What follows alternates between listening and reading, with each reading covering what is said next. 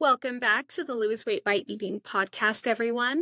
I'm Audrey Johns, and this week I want to talk about unsolicited photoshopping.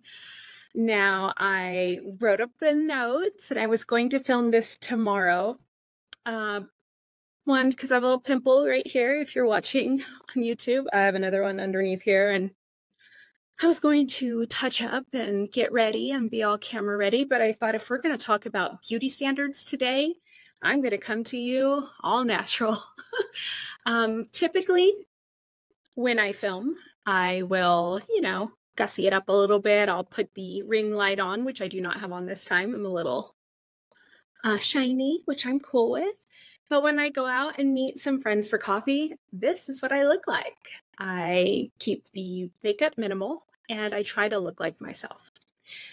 With all of that said, I wanted to talk to you all about two experiences actually I had with being photoshopped without my approval, and kind of talk about beauty standards and filters and open up the conversation a little bit more about, as women, what we're expected to look like, especially as we're aging. Now, if you follow me on Instagram, you probably noticed my funny little quirk on my birthday, which was just a few days ago on March 3rd, that I wanted to take this moment to thank my body to remind me, or it had reminded me that even on my 44th birthday, I was still young enough to wake up with a big old pimple on my chin. So I thought, let's chat about this today. First of all, I want to talk about photoshopping basics. So say, for instance, you're taking a beautiful landscape photo and you want to take out maybe a car or a light post. I get that. I also understand, color correcting or, erasing out a pimple. But what about if we're completely changing somebody's body shape, face shape, hair, teeth, eyes? How do we all really feel about that? And I feel like it should be the individual's choice. It should be in the hands of the individual being photographed, not in the person editing the photo. So again, if you end up doing media work like me and somebody edits out a little chin pimple, I'm all for it. But changing a full body type, all of that, it's becoming a real issue, I feel. And from time to time, you'll see overly photoshopped pictures that will pop up on social media and people are laughing about them and like, wow, her leg's totally, facing the wrong way, or where did her foot go? Or does she have an extra arm? And it's like people are over the top photoshopping. And now filters have become such a thing. And so I thought it would be really important to kind of just discuss that. Back to the photoshopping basics. It can be fun for artistic photos. It can be great for a quick little spot checkup, but it should always be consented to. Always. This is very important. That's this person's image. That's their body. That's their face. You have no idea how much you can screw with their heads. And that's what we're going to talk about in my little story here with you today. Before we get into my 2 photoshopping incidents, I want to talk about filters and pros and cons. Now, I love doing the funny filters where I love the one where it looks like you're like crying. And I love the videos of people trying to keep a straight face or like putting water in their mouth and then changing the filters and they're cracking up. I think this can be really fun and silly. But what about people who are always using the beauty filter?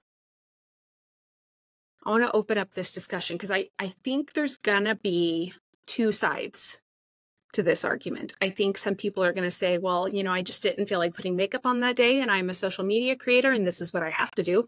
And then there's going to be people who say, well, this is the same thing as photoshopping and this is an unrealistic beauty standard. So I kind of want to chat about that. I feel like you can both be empowered by it and you can also really be hurting the next generation. So I kind of want to open up your eyes to that. I follow a lot of different people on Instagram, and Laura Clery is awesome. She's so funny. She's really been talking a lot about mental health lately as she's been, going through the process. And she posted this video the other day, and she's just crying. And she's talking about how she had gone out with either it was a date or a friend, and how he had talked about I believe it was one of the Kardashians, had completely gotten her face changed, and she made $1 million. And he was talking about this like, this is so great. This is what women should be doing. At least that was my takeaway from her message. And she was so triggered by it, she said. And it stuck with me for about 3 days. This absolutely stunning woman who's totally hilarious. She's an absolute boss. She's out there. She's just a social media star.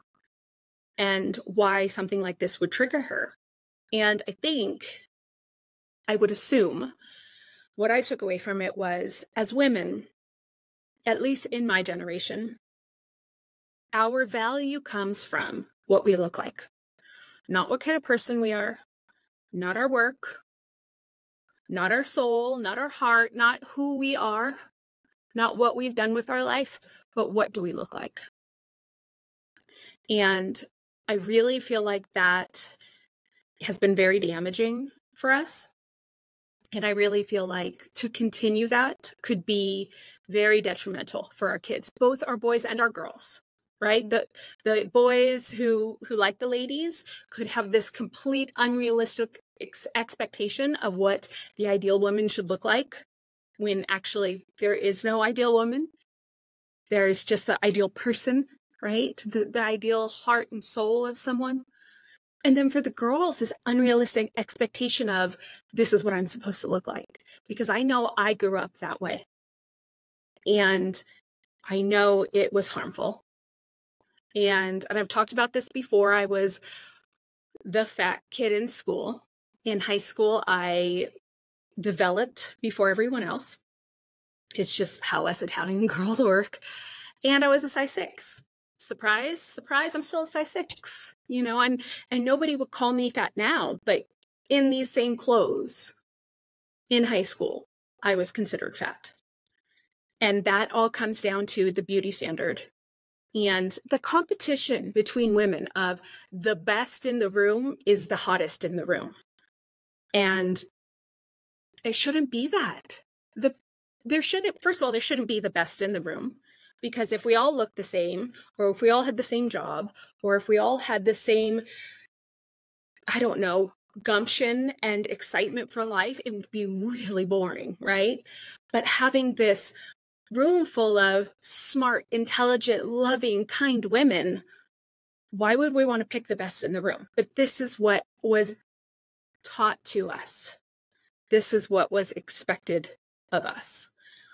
And I myself, I'm still struggling with it, which is why I've started this podcast, which is why I want to talk about bringing self-care and self-love into taking better care of yourself in a healthy way, in moving your body more. Then I'm not talking about, starting running for the first time in your life. I'm talking about maybe you're moving a little bit more. Maybe you do some extra stretching because your body's getting a little bit older and creaky. That's me.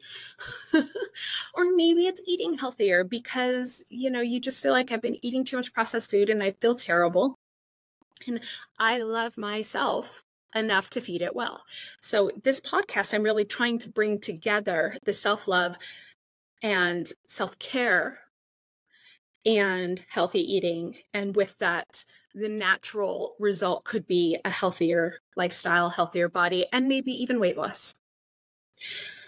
So let's get on to filter pros and cons. And anybody who's watching, if you keep seeing me look over, it's because I took down a whole bunch of notes, because this is not an easy podcast for me to do. I'm being very vulnerable with all of you. So back to filter. Filters can be fun, but they can also be dangerous. I've seen women I know who use filters on all of their pictures online. and they are the most amazing, strong, smart, kind, beautiful women, but they just don't feel pretty enough. And that kind of comes down to photoshopping. Basically, those beauty filters are photoshopping for all of us. And again, I'm all for removing this little pimple here, but I'm out here showing it all to you guys because I gotta walk the walk. I gotta talk the talk and I gotta walk the walk. That brings me to my next question is, what are you supposed to look like at any age? They have these magazines, I believe it's Vogue, comes out with once a year, they do beauty at every age. And I'm not knocking it. These women are amazing and they should be celebrated. But you'll see this picture of this woman in her 50s and she looks like she's in her 20s. And that could be photoshopping. That could be really great genetics. That could be taking really good care of herself. Or that could be a whole lot of filters and plastic surgery. Not knocking any of those, just saying, what does the average age look like now? I feel like we've kind of lost touch of that. And we no longer want to. I feel like maybe the generations before us, they didn't necessarily want to age, but they were like, it's part of life. And then once they got to their 40s and 50s, they were like, hell yeah, I'm awesome. But now there's just this stigma around, I'm so terrified to age. I'm so terrified to age. And I'm not saying that the other generations didn't have that. I just feel like now there are all these other options open to us and we're using them in a very unhealthy way. I don't know if that helps to explain it. So I feel like our expectation of ages have kind of been distorted.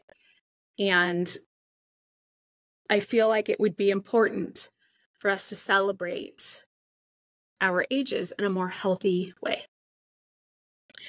And body positivity can look like many different things. The root of what it should be is about loving your body and loving your appearance. So these beauty filters, I want to open up the conversation. Are they unhealthy? Are they changing what we expect of ourselves? I know some people use them on dating apps. That's not cool. That's not helpful. You know, once you meet this person, what are they going to be disappointed? But you might just be the most stunning person inside and out. And you're giving this false version of yourself out there. I feel like as women, it's time for us to say, this is what I look like. If you like me, great. If you don't like me, great. That's on you. I feel like when we change our appearance, we think we're doing it for ourselves, or we think we're doing it for others. And really, other people can't see our flaws. You know, I feel like we focus on them, we're hyper focused on our flaws, and to an unhealthy level. And I want to bring this back to women. Your value does not come from what you look like. Your value comes from what you bring to the table, to your family, to yourself, to your job, to your loved ones, to your friends. Your value is so much more than your looks. And most people, they don't see your physical flaws. This is something that we feel like everyone can see the pimple, or everyone can see the wrinkle, or everyone can see the little gray hairs sticking out. See, here's mine. I love them. How boring would it be if we all looked the same? And yet we're all expected to look the same. So I feel like we kind of need to realize that if everyone had the same body, if everyone had the same hair, if everyone had no wrinkles, perfect skin, this world would just be this boring, dull, everything looks the same, Stepford wife kind of a life. And I understand to some that might seem perfect, but I think as we age, we realize how silly that sounds. For your self-esteem, I would like to encourage you to try to avoid the beauty filters. You should put out to the world who you really are. And if nothing else, we should be doing this for our kids. I'm going to get into the photoshopping and what I thought the beautiful women looked like. And it's the same thing with these beauty filters. I mean, you're basically telling your daughter or your son, but let's talk about our girls. You're basically telling your daughter, I'm not beautiful enough to take this photo and put it up. I have to change it. No. No, come on. How is this good for her? Even if you're only doing it for her, even if you're only changing this behavior just for her, isn't that enough? And when you realize that you are giving her this distorted version of what a woman should look like, first of all, it shouldn't be about what a woman looks like. It should be about how strong she is and independent and loving and kind and nurturing and fun and silly and funny and giving and all of these things. This is what I feel like we should be teaching our kids. This is where values come from. Because for a man, his values come from, is he strong? Is he a good provider? Is he kind? Is he a good dad? You know, all of these things. For a woman, it comes down to one thing: is she hot? And I feel like at some point we have to change this narrative. And I know this one podcast isn't going to do it, but I wonder, can we start that discussion? Can we encourage it? I could be very wrong on this, and I've said it before, bring on the hate mail, but I would really, really prefer a healthy conversation about this, because I'm trying to learn. I'm trying to embrace my body, my face, because we'll talk about here in a moment. I'm trying to embrace loving myself for who I am. And it's not easy. And that's a big part of what this podcast is about. So our beauty standards and expectations, as I've noted, it's always based on what we look like. And it's changed. You know, we talk about the 90s and it was the super skinny girls with no backside. Now it's the opposite, which is great. But what if you are naturally the skinny girls with no backside? What, are you not beautiful anymore? Of course you're beautiful. I feel like instead of trying to fit into some beauty mold, we should all just try to look the best we can look in any given day. And I feel like right now, I feel the best I can look in any given day. Now, I did not cover up every pimple. I didn't even curl my hair today. But I feel like I look great. And that's just because I feel like I'm taking good care of myself. I feel confident. Confidence is beauty. I think it's really time for us to take our power back and enjoy the aging process. With that said, there are certain actresses out there. I'll say, you know, Andie MacDowell to start has been posting all of these great photos, and her gray hair is so stunning. So stunning. And I have to assume, you know, maybe she's taking the photos after she's had it styled, and we all look better after we've had it styled. But anybody who's watching, I have some little grays. And when I go to the hairstylist, I'm trying to show you, of course, the lighting in here isn't great. When I go to the hairstylist, she'll ask me, because I do balayage, she'll ask me, do you want me to cover them up? And I say, no, let them grow. I have a friend, her name is Erin. Love to have her on the podcast at some point. She's one of my Pilates instructors, and I've known her for 7 or 8 years now. And as I've known her for these last 7, 8 years, her hair has started to gray.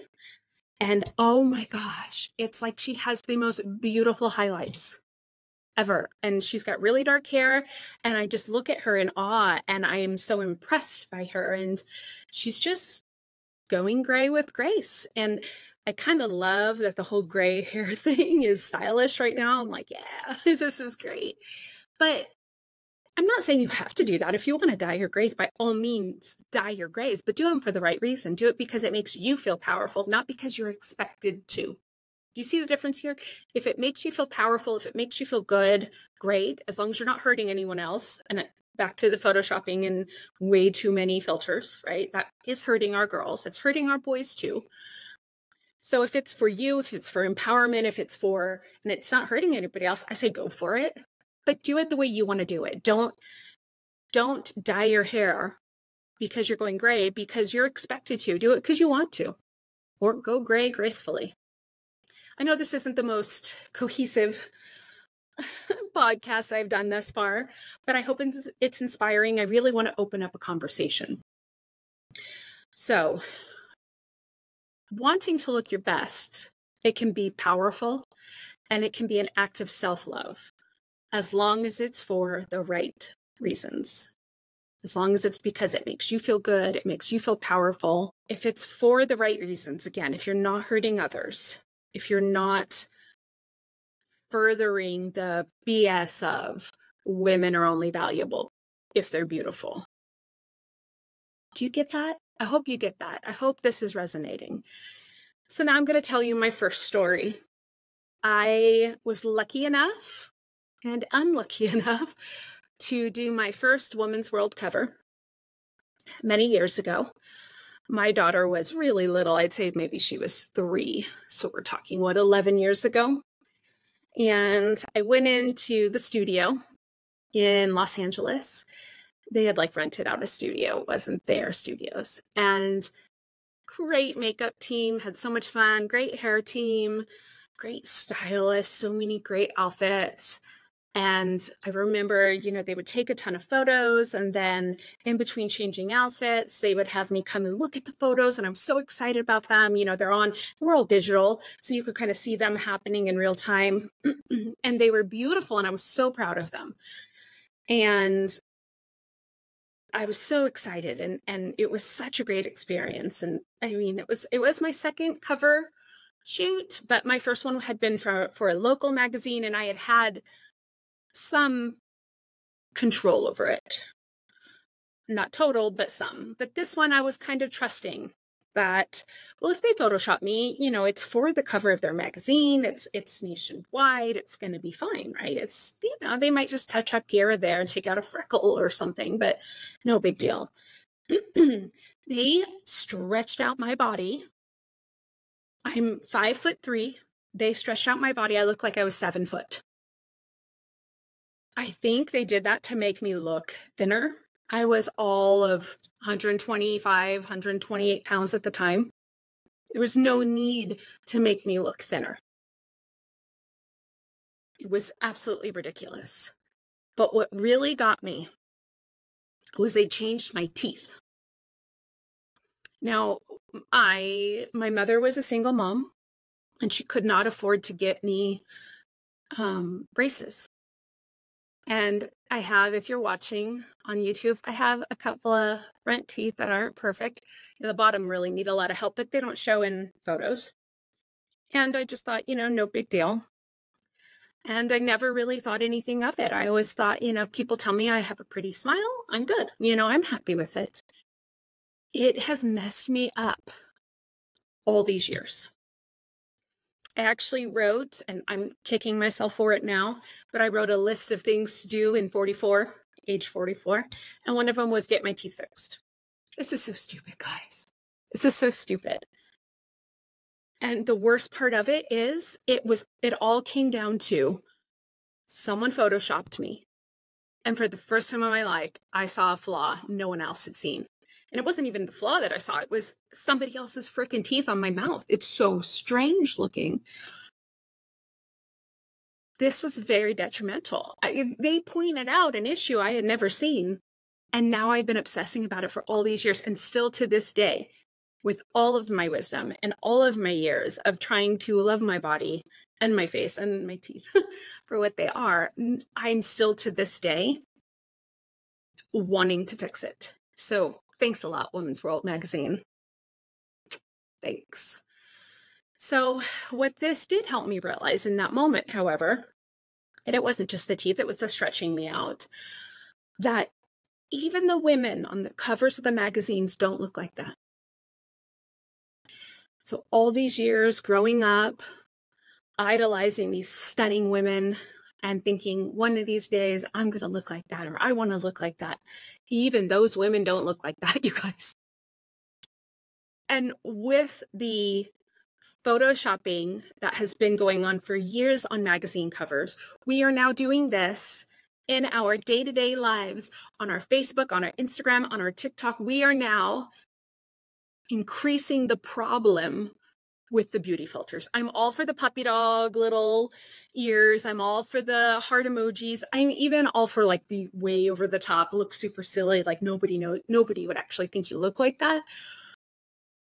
But do you see, like, this has been a problem for my generation. We expect that we should look like the women on the covers of the magazines, and the women don't even look like that. And now we are putting it out into the world on an even bigger scale. And we're showing it to our kids. Or maybe not showing it to our kids, but maybe they see it. Or maybe when they get social media at some point, they see it. And then they think, wow, mom doesn't even think she's pretty enough. She's got to change herself. And now they think that. It's worse than the snake eating its own tail. It's the snake turning into a frickin' dragon. It's a real problem. Well, I should have learned my lesson. I should not have done that second cover with Women's World magazine. A couple years ago, they reached out to me again. Man, I should have set a boundary. I should have said no. I should have asked for approval first. I made another mistake and I said yes. And I did the shoot here in Boise. Wonderful couple who I love and adore. We're a photography team. And she did my makeup great, and I had to do the styling, which I was fine with. And the photos were beautiful, and I loved them. I felt powerful in them. I had just had a hysterectomy, so I had gained a little bit of weight, but I thought I looked beautiful. I was really happy with the photos. And I thought, okay, this is going to be good. And I made sure, because I hadn't set that boundary, and because of what they had done to me the first time, I actually sat with the photographer and I said, can you not send this photo? And can you not send this photo? And can you not send these photos? I didn't pick the ones I wanted because I wasn't paying for them. So I couldn't really do that. But I could say, hey, can you just like delete these ones? Because I'm not crazy about them. And he did. And the cover came out. And I don't know what the hell they did. I think what they did was they didn't like the way one of my eyes was. So they removed and then put a different one on there, and my eyes look like they're pointing towards my ears. It is the most horrific Photoshop I've ever seen. It's laughable. And they did it to me again. And I'm embarrassed. I don't even want to show the photo to you guys. I'm horrified by it. And if only I had set that boundary of, listen, you guys can't Photoshop me. And if they had said, well, sorry, it's our magazine, and I had said, well, sorry, I'm not going to be on it then I wouldn't be having this conversation. I wouldn't be embarrassed in this way. And this is why Photoshopping, again, it can be fine, right? I wouldn't have had a problem if I had, like one hair sticking up, that's fine, or if one of the folds of my dress had looked funny in the lighting, again, fine. But completely changing my teeth in Photoshop 1 and stretching me out. Photoshop 2, changing my eye structure. This is just, again, even the women on the covers of the photos or on the covers of the magazines don't look like that. So now I want to move on. Now that I've told you my 2 embarrassing stories, I want to talk about that aging might be hard, but it can empower you. And to those of you who are older than me, you might be laughing this off. This little 44-year-old girl is talking about this, and maybe I do not have the wisdom. And with that said, again, I welcome the hate mail. I would really prefer to open up a conversation, but I want to talk to the women younger than me, because I remember turning 30 was almost traumatic.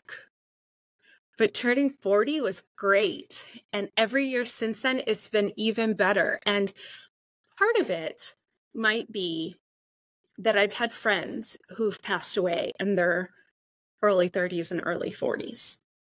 And so with that said, perhaps I have a different view on it, where I'm lucky to have gotten to this age. But I think it also comes with the fact that I'm proud of myself. I'm proud of the person I am trying to become. I'm proud that I am constantly trying to evolve and grow and push myself to have these difficult conversations like this one and ask, what's the right way? Because I don't necessarily know. And I feel like I had this conversation recently with my partner's teenage kid. And I said, I think I may have figured out what the meaning of life is. The meaning of life is screwing up what you do after. And if you listen to my last podcast, I really leaned on this. It's never the mistakes you make that define you. It's always what you do after, how you grow from it. And at least at this stage in my life, I feel like that's what it's all about. It's about making mistakes and growing from them. And at some point, I'm going to have to do a podcast about the joy of failure. If you're not an entrepreneur, perhaps this sounds foreign, but I have gotten to the point where I welcome failure. This podcast may fail, and I'm okay with that because it's what I learn from it and what I take away from it and what I do next. And that's how I've gotten to be where I'm at, is constantly welcoming failure. And I know that might sound foreign to you, but for plenty of people, I think it might seem really accurate. And I'd love to hear your thoughts on that. Personally, as of right now, I have never had any plastic surgery, any fillers. However, I do reserve the right to change my mind later because it's my body and it's my choice. I am growing my grays out with pride, but again, I reserve the right to change that later on. However, with all of that said, it would be for me. And I don't think he'll do it because I kind of feel like I'm proud of aging. My mother died when she was 51. And she never, she was just ideal Italian woman. She looked like she was 20 when she was 50. You know, she was just so lucky she didn't age. And I'm really okay with the lines and the wrinkles. I'm really okay with the gray hairs because if I'm lucky, I'll get to do something my mom didn't do. I'll get to age, and that can really be a gift. Jane Fonda recently, and I know she can be polarizing, but I love her. 9 to 5 is my favorite movie, and I loved Grace and Frankie. So it's okay if you don't like her, but she recently, a few years ago, said, I'm done with plastic surgery, and I'm done with dyeing my hair. And given she had done a ton of plastic surgery, so perhaps she doesn't need any more, and I think she's stunning and beautiful and amazing and powerful and outspoken in all the ways I feel like, whether you agree with her or not, we need to start being more outspoken. We need to start speaking our mind because women have been suppressed for so many years and told, oh, honey, no, just be quiet and go and, cook me, make me a sandwich, right? So I love Jane Fonda, but I love that she stopped dyeing her hair. And if you look at any new photos of her,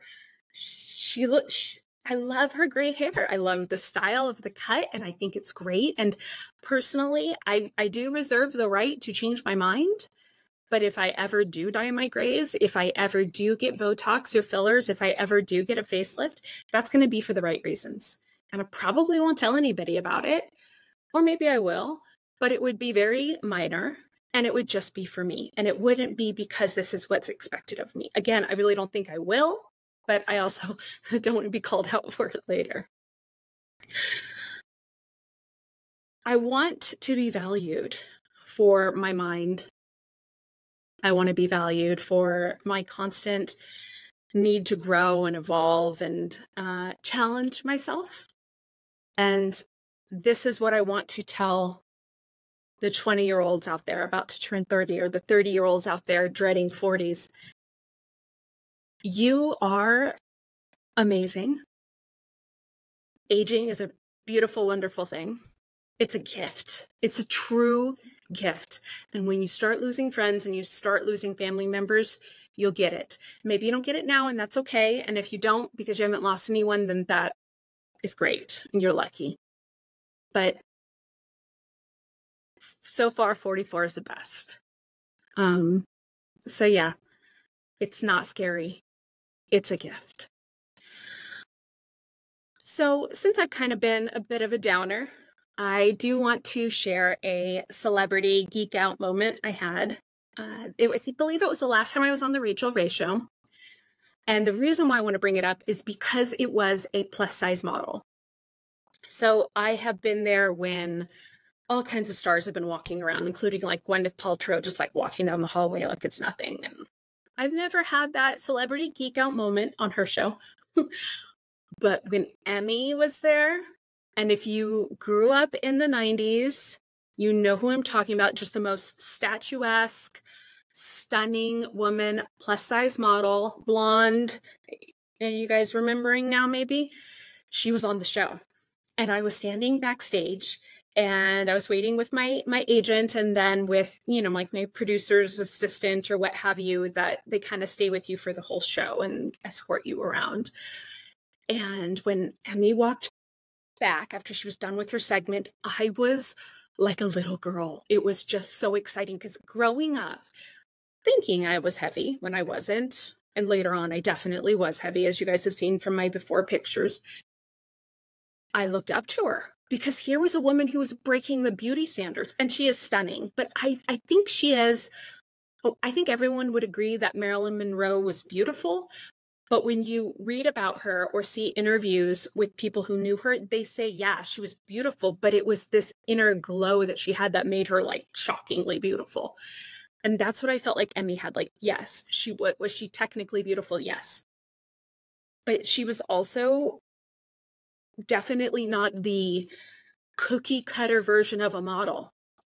And she just had this confidence. I think that's what it was about her, was she didn't look like all the skinny girls, but the confidence, oh my gosh.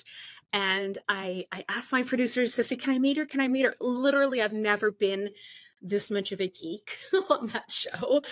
And they rushed back. They tried to run back and get her so I could meet her because I was just like total fangirl in the moment.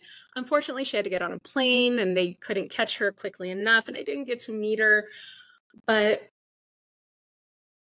this just kind of brings it all back to me that your value is more on how you carry yourself, how you believe in yourself, how you love yourself, than what you look like. And I think that's what Emme has. I want to remind you in some of these takeaways before I leave you with these thoughts. And again, I welcome the hate mail, but I really would rather open up a conversation because I don't feel like I have all the answers. Truly, truly. But I want to remind you, your value is based on who you are, not what you look like. It's time to stop commenting on everyone's body and appearance. And truly, even I have a problem with this. I feel like we all need to, on a regular basis, stop ourselves and say, you know what? That wasn't helpful. And there are plenty of actors and actresses out there who are talking about this. And I think it's such an important message in an area that I am failing in and I need to work on. And so I'm calling myself out on this and I'm asking all of you to help me with this. And I'm also reminding you that it's not okay to say, wow, Jonah Hill looks so great, he lost weight. No, Jonah Hill is talented and amazing. And you should totally check out the movie he made about his therapist because it's awesome.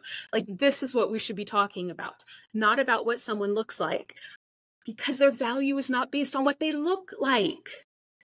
Their value is the fact that he was vulnerable and made a movie with this therapist and put it all out on the table. And it's great. It's really, really great. So I believe it's on Netflix, maybe on Hulu. Check it out. I want to remind you that even the cover models don't look like that. They don't. I have firsthand knowledge of that.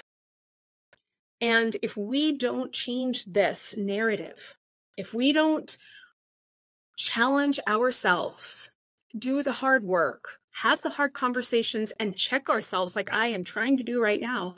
Who the hell's going to do it? Because every year I feel like women, we're trying to move forward and we're trying to show the world that our value is more. And then we have a big stumble like the beauty filters, or I don't know. I feel like if we don't do it, it's time. Who else is going to do it? What, our kids? We keep repeating this abusive inner attacks on ourselves. So I want to challenge you to, even if you don't have the answer, talk to your daughters, talk to your sons about it and say, hey, what's the answer? How do we work on this? And how do you feel about this? And how can I be better about this? I think that it's time to have the conversation. And again, I don't have all the answers, so I would love your comments and I'd love to start that conversation. I think we need to focus on health and happiness and growth and knowledge and education, and not on thin and beautiful. You can be thin, you can be beautiful. These are not things that define you, or they shouldn't be, at least.